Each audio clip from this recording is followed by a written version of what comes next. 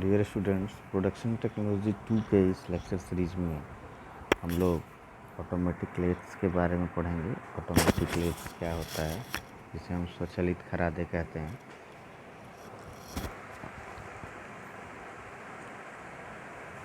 तो स्वचालित खरादे जो होती हैं वो वास्तव में कैप्स्टन खरादों पर कैप्स्टन खरादों का ही विकसित रूप होती हैं। कर्तन औजारों के संपूर्ण संचालन, कंप्लीट ऑपरेशन, रॉ मटेरियल का फीड करना, तैयार होने के बाद उत्पाद को बाहर स्टॉक से काट कर अलग करना, पार्टिंग ऑफ तथा अनलोडिंग करना, ये सभी कार्य स्वतः ही होते रहते हैं। यानी जो भी हमारे मशीनिंग ऑपरेशंस में कार्य हैं जो हम मैनुअली करते हैं वो ऑटोमेटिक लेथ्स में जो होते हैं वो स्वतः होने लगते हैं, स्वचालन होते हैं। स्वचालन खरादों पर चमकदार बार स्टॉक के रूप में कार्यखंड स्पिंडल के छिद्र के से अंदर प्रवेश करता है और काले चक में उसको क्लैंप किया जाता है। स्वचालित खरादों पर जो है सुव्यवस्थित ढंग से सेटिंग कर लेने के बाद प्रचालक यानी ऑपरेटर की आवश्यकता केवल मशीन पर केवल जो ऑपरेटर होता है वो रॉ मटेरियल को लोडिंग करना और तथा प्रक्रिया के बीच में उत्पाद का मात्रा निरीक्षण यानी क्वांटिटी इंस्पेक्शन करना, इसके लिए बस ऑपरेटर की हमारी आवश्यकता होती है। यानी हम जब भी ऑटोमेटिक लेथ्स की बात करते हैं तो एक ऑपरेटर जो है बस रॉ मटेरियल को लोडिंग के लिए, अनलोडिंग के लिए और उसके इंस्पेक्शन के लिए होता है। बाकी सारी संक्रियाओं में मानव का कोई इन्वॉल्वमेंट नहीं होता है, ऑपरेटर का कोई इन्वॉल्वमेंट नहीं होता है। एक चक्र पूर्ण हो जाने के बाद उसी प्रक्रिया को बार बार दोहराते रहने से एक प्रकार के उत्पाद का बृहद उत्पादन यानी मास प्रोडक्शन किया जाता है। यही कारण है कि बृहद उत्पादन के लिए कैप्स्टन या टरेट खराद की तुलना में स्वचालित खराद की को प्राथमिकता दी जाती है, क्योंकि स्वचालित खराद में जो है एक्यूरेसी से कार्य होता है और कम समय में अधिक मात्रा में एक टाइप के प्रोडक्ट्स की हम प्रोडक्शन कर सकते हैं। तब हम अब बात करते हैं कि वर्क फीडिंग हम कैसे करते हैं, कार्य का प्रभरण कैसे करते हैं। तो पूर्ण स्वचालित खरादों में जो फुली ऑटोमेटिक हमारी लेथ्स मशीन होती हैं उन पर अधिक संख्याओं में उत्पादों का निर्माण करने के लिए उसमें मैगजीन भरण यानी मैगजीन फीड का प्रबंध होता है। उस पर एक के बाद एक उत्पाद बनकर तैयार हो जाते हैं और परिचालक को अधिक कार्य भी नहीं करना पड़ता है। तो इसमें पहला होता है टूल फीडिंग, औजार प्रभरण जिसे हम कहते हैं। तो अधिकतर स्वचालित मशीनों पर विशेषतया केंद्रकों सेंटर्स के बीच कार्यखंडों को पकड़ने वाली खरादों पर अग्र तथा पश्च औजार स्लाइड यानी front end rear tool slide होती हैं। इसके अतिरिक्त कुछ अन्य मशीनें जिनमें चक पर कार्यखंड पकड़े जाते हैं तथा एक सीरा और औजार स्लाइड एंड टूल स्लाइड होती हैं, और इस सीरा औजार स्लाइड को उसी स्थान पर स्थापित किया जाता है जिस स्थान पर टरेट को लगाया जाता है। इस मशीन पर 2 पार्श्व औजारें स्लाइड भी लगी होती हैं। कुछ स्वचालित खरादों की संरचना में स्पिंडल के अग्रभाग में एक समतल टेबल होती है। इस मेज पर औजार स्लाइड्स को वांछित कोणीय स्थिति यानी रिक्वायर्ड एंगुलर पोजीशन में बांधा जा सकता है तथा मशीन के अंतिम सिरे पर एक स्वतंत्र चालन शाफ्ट यानी इंडिविजुअल जो है हम बात कर सकते हैं कि इंडिविजुअल जो है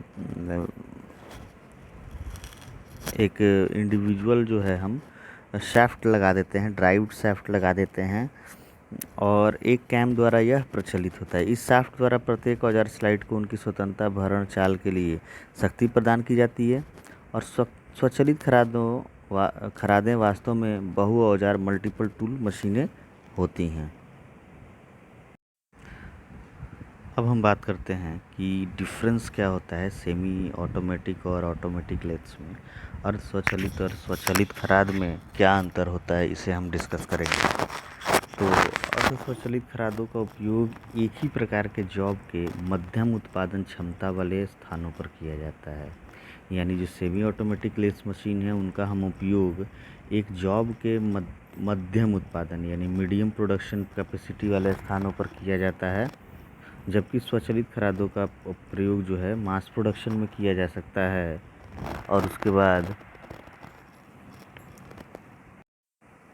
अर्ध स्वचालित खरादें केंद्रक खरादों का परिवर्धन यानी मॉडिफिकेशन करके तैयार किया जाता है। जो सेमी ऑटोमेटिक लेथ मशीन है उन्हीं लेथ मशीन्स को हम मॉडिफाई करके उन्हें हम ऑटोमेटिक, जबकि स्वचालित खरादें जो होती हैं वो कैप्स्टन खरादों, केंद्रक खरादों का कैप्स्टन तथा टरेट खरादों का मॉडिफिकेशन तैयार करके किया जाता है।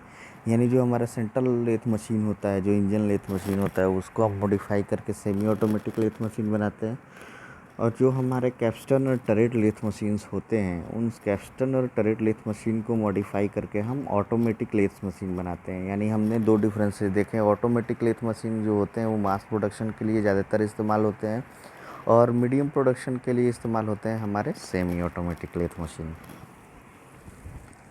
तीसरा जो हमारा डिफरेंस है वो है कि अर्ध स्वचालित खरादों पर लोडिंग तथा अनलोडिंग की गतियाँ परिचालक द्वारा की जाती हैं। यानी लोडिंग और अनलोडिंग जो है सेमी ऑटोमेटिक लेथ मशीन पे ऑपरेटर के द्वारा की जाती है, जबकि स्वचालित खरादों पर यह गतिविधियाँ स्वयं संपन्न होती हैं। अर्ध स्वचालित खरादों पर भरण गतियाँ परिचालक द्वारा की जाती हैं तथा स्वचालित मशीनों में पूरे चक्र में भरण कार्य स्वचालित होता है। पहले से ही हम प्रोग्राम फीड कर देते हैं और उस प्रोग्राम के फीड पे आधारित जो होता है ये गतिविधियाँ स्वयं होती हैं। अब अर्ध स्वचालित खरादों पर प्रभरण गतियाँ परिचालक द्वारा की जाती हैं तथा स्वचालित मशीनों में पूरे चक्र में भरण कार्य स्वचालित होता है और पूरे होने पर औजार स्वतः ही पीछे हट जाता है। अब अर्ध स्वचालित जो मशीनें होती हैं, एकल स्पिंडल प्रणाली अपनाई जाती है, जबकि स्वचालित मशीनों में आवश्यकता अनुसार स्पिंडल की संख्या एक से अधिक भी हो सकती है। यानी स्वचालित खरादों की अपेक्षा अर्ध स्वचालित खरादों में अधिक दक्ष कारीगरों, मोर स्किल्ड ऑपरेटर्स की आवश्यकता होती है। स्वचालित खरादों का वर्गीकरण करते समय निम्न कारकों क्लासिफिकेशन ऑफ ऑटोमेटिक लेथ्स जो होते हैं, हम निम्न जो वर्गीकरण हम करेंगे वो कौन कौन से फैक्टर पे विचार करके करेंगे, ये अब हम डिस्कस करेंगे कि स्वचालित खरादों का वर्गीकरण करते समय हम किन किन फैक्टर पर विचार कर सकते हैं, कौन कौन से हमारे कारक हैं जिन पे हम विचार कर सकते हैं। तो पहला है अनयूज्ड स्टॉक मटेरियल यानी प्रयुक्त पदार्थ। दूसरा है संक्रियाओं के प्रकार यानी टाइप्स ऑफ ऑपरेशंस। तीसरा है स्पिंडल की स्थिति तथा संख्या, what is the position and numbers of the spindles, की कितनी नंबर ऑफ स्पिंडल्स हैं और स्पिंडल्स का जो पोजीशन है वो हॉरिजॉन्टल है या वर्टिकल है। कौन से टाइप्स का ऑपरेशन करना है, हमें टर्निंग ऑपरेशन करना है कि ड्रिलिंग ऑपरेशन करना है कि नर्लिंग ऑपरेशन करना है कि थ्रेडिंग ऑपरेशन करना है। और इस यूज स्टॉक मटेरियल है वो कौन सा है, माइल्ड स्टील है कि स्टेनलेस स्टील है कि कॉपर है कि एल्युमिनियम है कि ब्रास है। और प्रिंसिपल ऑफ ऑपरेशन क्या है, प्रचलन का सिद्धांत क्या है, किस तरीके से सिद्धांत है उसका, उस पर ये डिपेंड करता है ऑटोमेटिक लेथ मशीन की क्लासिफिकेशन। अब जो हमने चार ये फैक्टर्स देखे, इन चारों फैक्टर्स के बेसिस पे स्वचालित खरादों को निम्नलिखित वर्गों में वर्गीकृत किया जा सकता है। On the basis of the above discussed factors we can classify the automatic lathe machines in the following parts. पहला जो होता है वो बार ऑटोमेटिक लेथ्स यानी दंड स्वचालित खरादें। दूसरा होता है चेकिंग मशीन्स यानी चेकिंग मशीनें। तीसरा होता है एकल स्पिंडल स्वचालित खरादें यानी सिंगल स्पिंडल ऑटोमेटिक लेथ्स। चौथा होता है बहु स्पिंडल स्वचालित खरादें मल्टी स्पिंडल ऑटोमेटिक लेथ्स। पांचवा होता है क्षैतिज स्पिंडल मशीनें यानी हॉरिजॉन्टल स्पिंडल मशीन्स। और छठवा होता है ऊर्ध्व स्पिंडल मशीनें यानी वर्टिकल स्पिंडल मशीन। तो ये 6 टाइप्स के जो हमारे ऑटोमेटिक लेथ्स मशीन होते हैं, जिनको हम 6 पार्ट्स में वर्गीकृत कर सकते हैं। और इनके बारे में जो ब्रीफ डिस्क्रिप्शन है वो हम देखते हैं कि बार ऑटोमेटिक लेथ मशीन क्या होता है कि दंड स्वचालित खरादों पर विभिन्न उत्पादों के निर्माण के लिए स्टॉक मटेरियल के रूप में जो हमारा रॉ मटेरियल है, जो वर्कपीस होगा, उस वर्कपीस के रूप में छड़ यानी बार या पाइप का प्रयोग किया जाता है। इन खरादों पर बनाए जाने वाले प्रमुख उत्पाद जो होते हैं वो होते हैं बुश, नट, स्क्रू, रिंग इत्यादि। तो हम बार ऑटोमेटिक लेथ्स में देख लिए कि जो हमारा वर्कपीस मटेरियल है वो वर्कपीस मटेरियल रॉड हो सकता है, बार हो सकता है या ट्यूब हो सकता है। और इसके प्रमुख इस प्रोसेस द्वारा, इस मशीन द्वारा जो इसके प्रमुख पार्ट्स बनाए जाएंगे वो पार्ट्स होते हैं बुश, नट, स्क्रू, रिंग इत्यादि। अब दूसरा, चकिंग मशीन्स क्या होती हैं। चकिंग मशीनें जो होती हैं, चकिंग मशीनें ढलाइयाँ या फोर्जिंग्स को चक में पकड़ती हैं और इन मशीनों में विशेष प्रकार से स्थापकों का प्रयोग करके जटिल आकृतियों वाले कार्यखंड को पकड़कर मशीनिंग किया जाता है। यानी जो हमारे वर्कपीस, जो हमारे वर्क मटेरियल जो कास्टिंग या फोर्जिंग द्वारा प्राप्त हुए हों, तो उनके आकृति को हम स्पेशल फिक्सचर से होल्ड करते हैं चेकिंग मशीन्स में, और उस पर फिर हम मशीनिंग करते हैं। फिर तीसरा है एकल स्पिंडल स्वचालित खरादें, यानी सिंगल स्पिंडल ऑटोमेटिक लेथ्स। इस प्रकार की खरादों में केवल एक ही स्पिंडल होता है और इस स्पिंडल पर एक समय में केवल एक जॉब तैयार हो सकता है।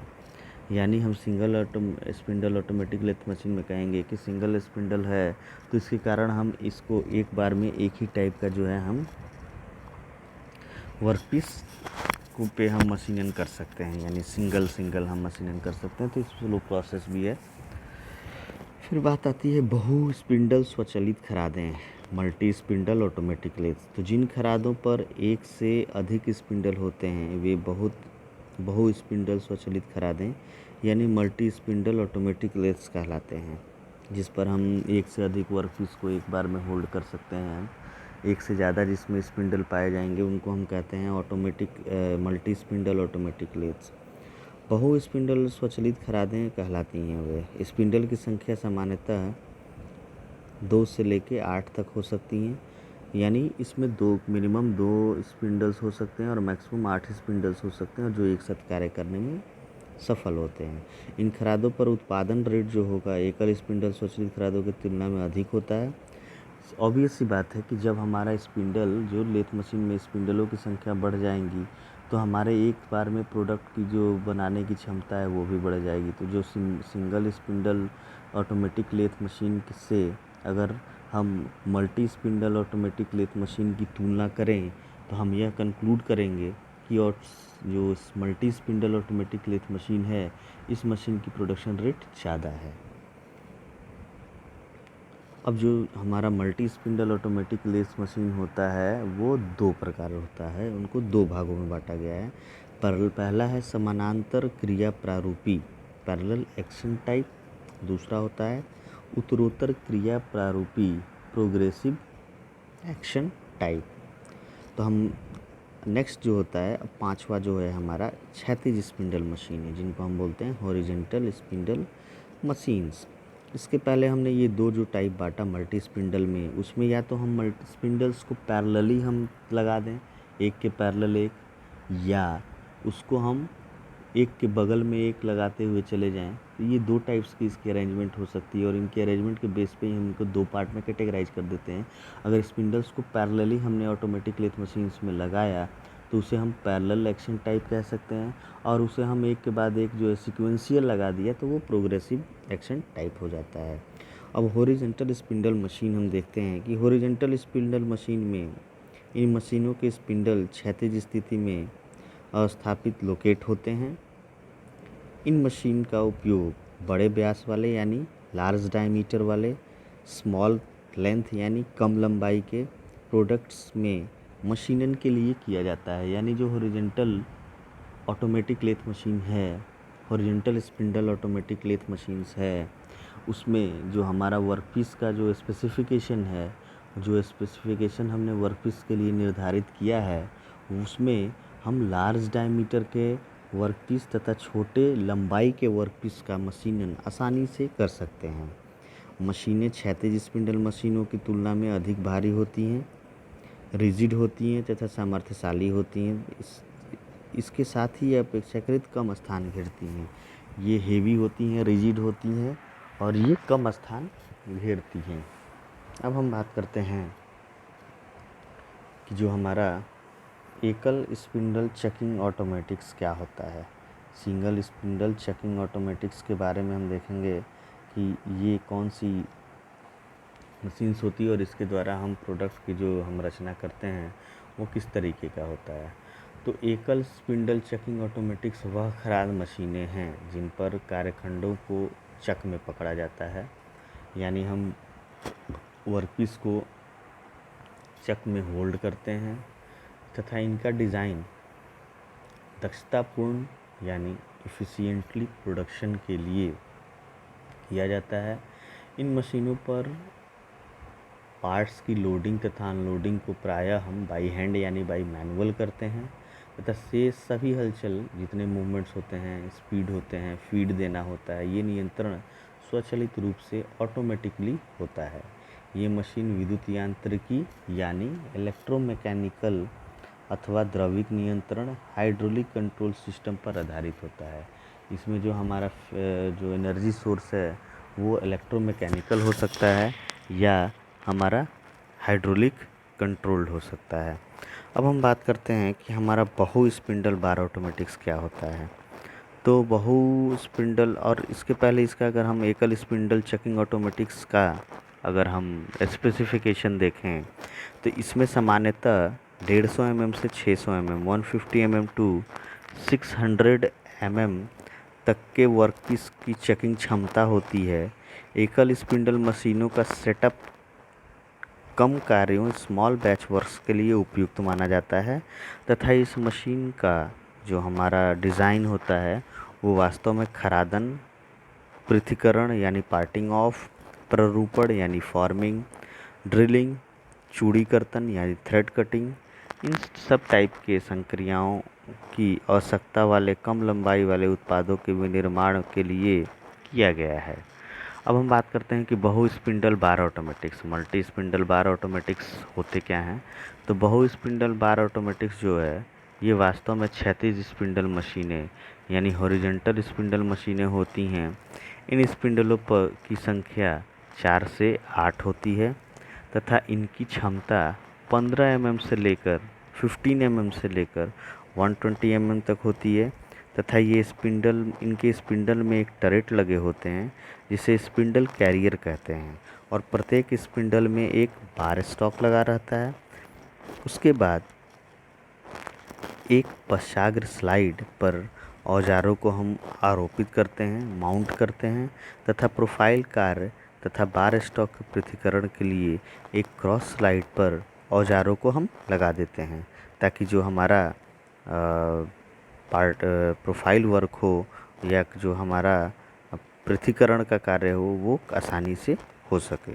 प्रत्येक स्पिंडल अपनी अक्ष पर घूमने के लिए स्वतंत्र होता है, यानी जो स्पिंडल है वो अपने एक्सिस पे, मल्टी स्पिंडल है तो मल्टी एक्सिस होता है, उस हर स्पिंडल अपने अपने एक्सिस पर स्वतंत्रता पूर्वक मूव कर सकता है। क्रॉस स्लाइड की क्रिया द्वारा कारखंडों का स्टॉक कम किया जाता है तथा प्रोफाइल टर्निंग की जाती है। हम डायग्राम में देख सकते हैं कि जैसे ड्रिलिंग 1 है, ड्रिलिंग 2 है, दोनों का अलग अलग एक्सिस है, दोनों का स्पिंडल अलग अलग है। फिर ड्रिलिंग 3 पे हम टैपिंग का एक स्पिंडल लगाए हुए हैं। फिर नंबर 4 पे हम एक रीमर का स्पिंडल लगाए हैं। तो चारों स्पिंडल स्वतंत्रता पूर्वक अपने अपने एक्सिस पे घूम सकते हैं और इन चारों स्पिंडल्स को एनर्जी प्रदान करने के लिए हम इलेक्ट्रोमैकेनिकल एनर्जी का इस्तेमाल कर सकते हैं या फिर हाइड्रोलिक एनर्जी का इस्तेमाल कर सकते हैं। अब जो मल्टी स्पिंडल ऑटोमेटिक्स है इन पर कौन कौन सी संक्रियाएं हम कर सकते हैं उन्हें हम बारी बारी से देखते हैं। तो सबसे पहला जो कार्य करते हैं हम मल्टी स्पिंडल ऑटोमेटिक्स पे वो रुक्ष परिष्कृत तथा प्ररूपण खरादन, rough finish and form turning करते हैं। फिर ड्रिलिंग या रीमिंग करते हैं। ड्रिलिंग जो है वो प्रोसेस हो गया एक किसी वर्कपीस में छिद्रण का कार्य, जो एक डिफाइंड डायमीटर का छिद्र हम उत्पन्न करते हैं। और रीमिंग ये कार्य हो गया कि उस छिद्र को अंदर से परिष्कृत करने की जो प्रोसेस है वो हो गया रीमिंग। रीमिंग क्या करेगा कि जो हमारा ड्रिल्ड होल है उस ड्रिल्ड होल के इंटरनल सरफेस को क्या करेगा, उसको परिष्कृत करेगा। फिर बोरिंग, काउंटर सिंकिंग, फेसिंग, अंतः तथा बाह्य चूड़ी काटना, इंटरनल या एक्सटर्नल थ्रेड कटिंग करना। तो ये जो हमारे एक तरीके से हम बोल सकते हैं कि ये 5 तरीके की जो प्रोसेसेज हैं इनको हम आसानी से किस पे कर सकते हैं, तो मल्टी स्पिंडल ऑटोमेटिक पे कर सकते हैं। कॉलेट के स्थान पर हम बहु स्पिंडल ऑटोमेटिक्स प्रद्रविक या वायवीय चकों का प्रयोग स्वतंत्र रूप से कार्यखंडों को पकड़ने के लिए किया जाता है और इस मशीन को बहु स्पिंडल ऑटोमेटिक चक मशीन कहते हैं तथा यह मशीन बहु स्पिंडल बार ऑटोमेटिक के समान ही होता है, परंतु इसमें स्टॉक होल्डिंग उपकरण नहीं होते हैं, स्टॉक होल्डिंग ऑपरेटर्स नहीं होते हैं। अब हम बात करेंगे कि जो हमारा मल्टी स्पिंडल ऑटोमेटिक मशीन्स हैं इनके एडवांटेजेस क्या हैं, इनके लाभ क्या हैं। तो पहला, बहु स्पिंडल बार ऑटोमेटिक्स के प्रमुख लाभ जो होते हैं वो निम्नलिखित दिए गए हैं। पहला, एक ही परिचालक एक ही समय में अनेक मशीनों का परिचालन कर सकता है, क्योंकि सारे स्पिंडल्स अलग अलग एक्सिस पे हैं तो उसकी कंट्रोलिंग एक परिचालक द्वारा आसानी से किया जा सकता है। समान प्रकार के उत्पादों के बृहद उत्पादन यानी मास प्रोडक्शन में सहायक है। उत्पादन समय कम लगता है यानी प्रोडक्शन टाइम कम लगता है। स्वचालित खरादों पर अपेक्षाकृत अधिक परिशुद्धता प्राप्त होती है। जो हमारे ऑटोमेटिक लेथ मशीन्स हैं उस ऑटोमेटिक लेथ मशीन पे जो एक्यूरेसी है वो अच्छी प्राप्त होती है, हायर रेट ऑफ एक्यूरेसी जो है हम प्राप्त करते हैं।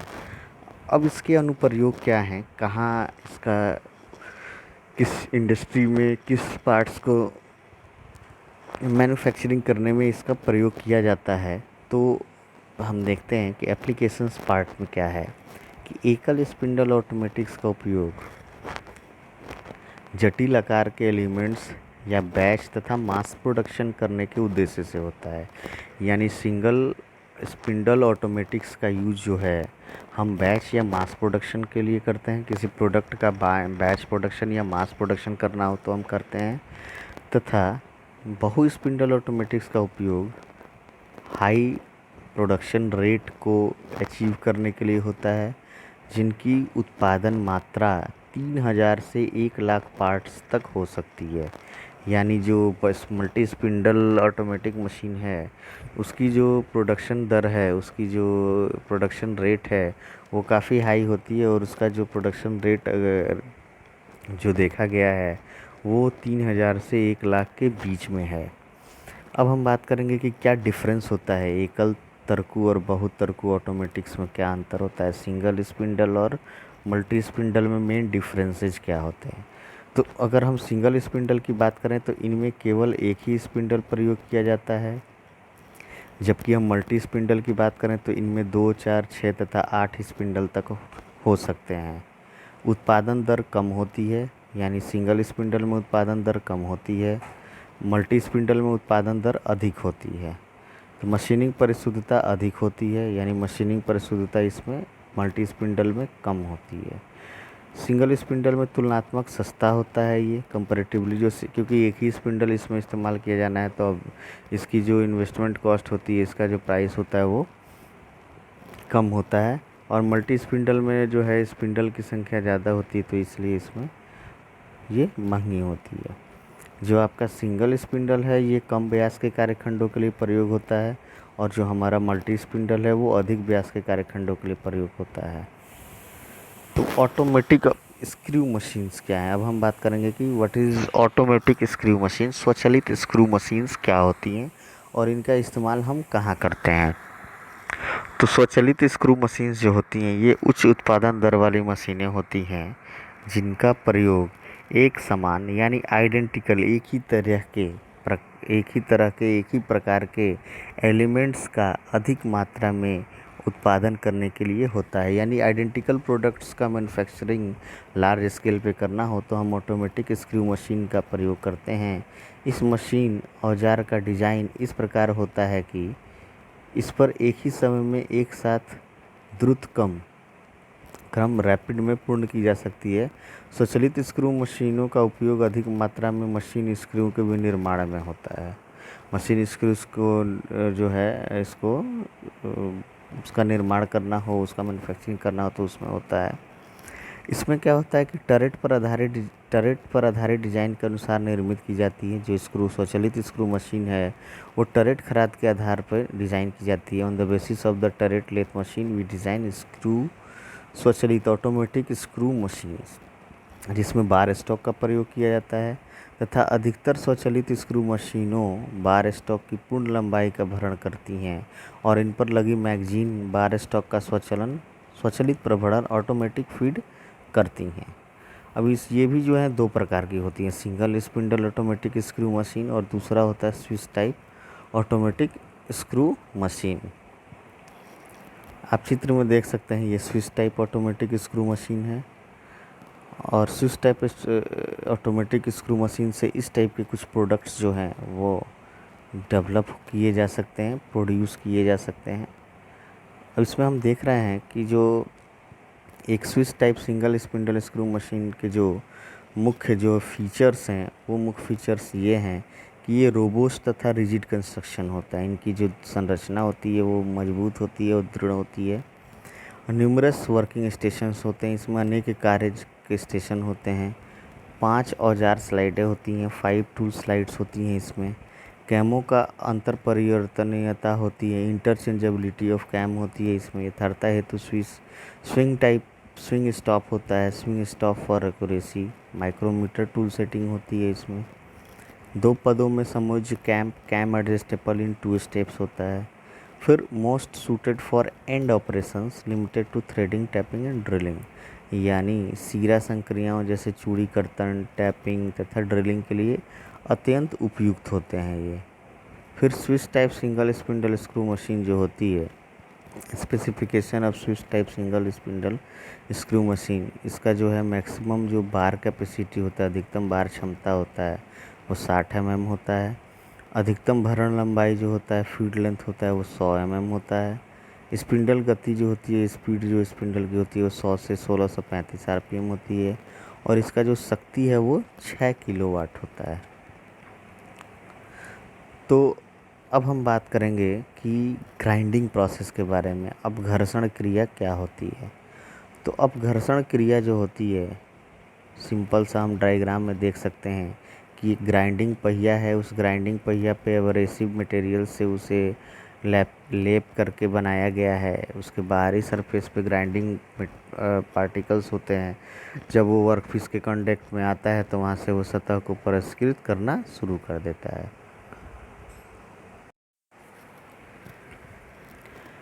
तो ग्राइंडिंग में हम बात कर रहे थे कि अब घर्षण को सामान्यतः एक परिष्कृत संक्रिया फिनिश्ड ऑपरेशन माना जाता है और इस संक्रिया में बहुत कम मात्रा में धातु का पृथक्करण होता है। मटेरियल रिमूवल रेट इसमें जो होता है वो बहुत स्लो होता है। अब घर्षण ग्राइंडिंग धातु पृथक्करण यानी मेटल रिमूवल की एक मशीनरी संक्रिया है, जिसके अंतर्गत एक घूमते हुए अपघर्षी पहिए, एब्रेसिव जो अपघर्षी पहिया होता है, एब्रेसिव व्हील होता है, उसके द्वारा धातु की कटाई बारीक कणों यानी फाइन पार्टिकल्स के रूप में की जाती है और इस चित्र में हम देख सकते हैं। यानी अपघर्षण क्रिया के लिए प्रयुक्त अपघर्षण पहिए अनेक छोटे छोटे तीव्र कोरों वाले क्रिस्टल्स को बना देते हैं। प्रत्येक कोर एकल बिंदु कर्तन औजार सिंगल पॉइंट कटिंग टूल की भांति क्रिया करती हैं। इन क्रिस्टलों को अपघर्षी कहते हैं, एब्रेसिव्स कहते हैं, जो अपघर्षण पहियों में एक उपयुक्त बंधक पदार्थ यानी बॉन्डिंग मटेरियल द्वारा परस्पर संगठित बॉन्डेड रहते हैं। इस प्रकार इनके द्वारा सामान्यतः धातु पृथक्करण की जो मात्रा होती है वो 0.25 mm से 0.5 mm तक होती है। अब बात करते हैं कि क्या ऑब्जेक्टिव्स हैं, अपघर्षण के उद्देश्य क्या हैं। तो अपघर्षण संक्रिया निम्न उद्देश्यों की पूर्ति के लिए किया जाता है। पहला, कार्यखंड में बहुत अल्प मात्रा में धातु पृथक करके उसे वांछित आकार तथा सन्निकट सहिष्णुता क्लोज टॉलरेंस प्रदान करने में इसका प्रयोग होता है। इसका मुख्य उद्देश्य है कार्यखंडों की पृष्ठ सतहों पर उच्च स्तर की सतह परिष्कृति प्रदान करना, यानी जो हमारे वर्कपीस मटेरियल है उनके सरफेस पर high accuracy, high surface finish प्रदान करना। कर्तन औजारों की कर्तन धार तेज करने के लिए जो भी हमारे कटिंग टूल्स हैं, सिंगल पॉइंट कटिंग टूल्स हैं, इनके सरफेस को हम शार्प करने के लिए इस्तेमाल कर सकते हैं। ऐसे कठोर पदार्थ का मशीनिंग करने के लिए जो उच्च चाल इस्पात, हाई स्पीड स्टील के कर्तन औजारों द्वारा भी मशीनित नहीं किए जा सकते हैं। कठोरीकृत हार्डेंड और गैर कठोरीकृत अनहार्डेंड सतहों पर से कम मात्रा में धातु काटने के लिए। अब यूज़ ऑफ ग्राइंडिंग, अब घर्षण के उपयोग क्या हैं? अब घर्षण का उपयोग हम खराद निर्देशक मार्गों यानी lathe guideways, crankshaft, spline shaft, दांतेदार गरारियाँ, टूथ गियर्स जिनको हम कहते हैं, पिनियंस, वर्म, रैक, सफा सतह आदि विभिन्न अवयवों में उच्च कोटि की पृष्ठ उत्कृष्टता, हाई सरफेस क्वालिटी आकृति तथा व्यायामिक यथार्थता, शेप एंड डायमेंशनल एक्यूरेसी के साथ उन्हें परिष्कृत कर फिनिश करने में होता है। अब घर्षण क्रिया जो होती है, अब घर्षण क्रिया का उपयोग विभिन्न कर्तन औजारों जैसे खराद, प्लेनर, स्लॉटर और स्लॉटर के औजार, मरोड़ी बर्मा यानी ट्विस्ट ड्रिल, चीजल यानी छेनी, रीमर, टैप, डाई आदि कर्तन कोरों में बनाने में होता है। इस क्रिया का प्रयोग ढले धातु खंडों की रुक्ष सतहों को सफाई तथा अन्य क्रियाओं में बर आदि को हटाने के लिए भी हम इसका इस्तेमाल कर सकते हैं। अब ग्राइंडिंग का इम्पोर्टेंस क्या है, हम बात करेंगे कि ग्राइंडिंग प्रोसेस की क्या इम्पोर्टेंस है। तो अब घर्षण का महत्व कुछ विशेष परिस्थितियों के लिए बहुत अधिक होता है। ये परिस्थितियाँ निम्न प्रकार की हैं। सतहों पर 0.25 mm से लेके 0.5 mm गहराई तक धातु कर्तन के लिए अब घर्षण का प्रयोग किया जा सकता है। इसमें 0.00025 mm तक विमाओं की शुद्धता प्राप्त की जा सकती है। कठोरीकृत धातु की सतह पर धातु काटना, जबकि अन्य मशीन क्रियाओं से ऐसा करना संभव नहीं होता है। केंद्र रहित जो ग्राइंडिंग हमारी होती है वो उसका प्रयोग करके हम अधिक संख्या में एक समान अवयव की ग्राइंडिंग की जा सकती है। तो नेक्स्ट लेक्चर में हम देखते हैं कि सेंटरलेस ग्राइंडिंग क्या होती है।